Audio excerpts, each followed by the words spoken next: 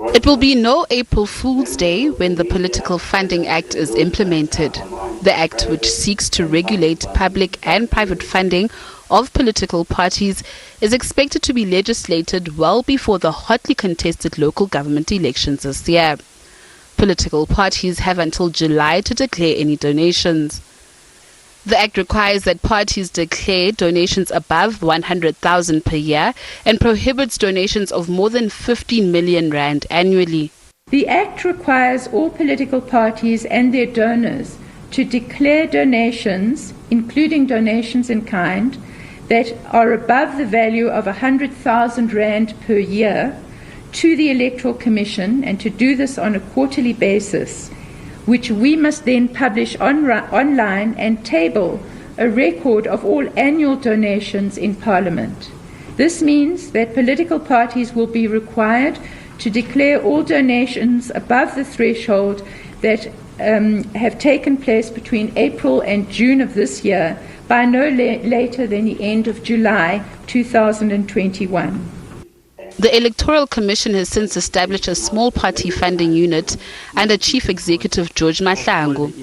Furthermore, a multi-party democracy fund is established by the Act, which permits any person or company to make a contribution.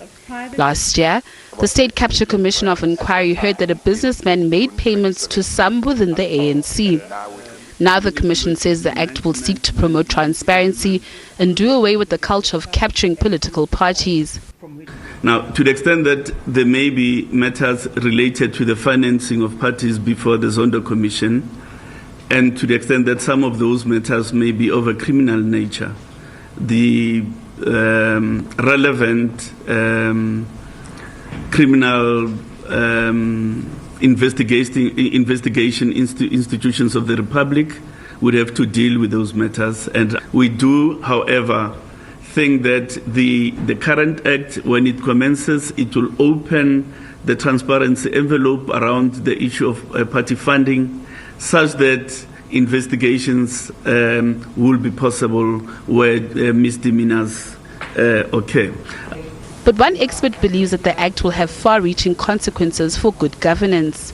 This is a great win for public participation and participatory democracy, because as you are now heading towards local government elections, our citizens can now have a clear picture as to how these political parties are funded, and they can therefore make an informed choice as to whether they're electing someone who has some unscrupulous or suspicious relationship between certain with certain commercial interests, whether there is some form of quid pro quo arrangements they are having with them, that you give me these monies to fund my campaign, I will give you these contracts.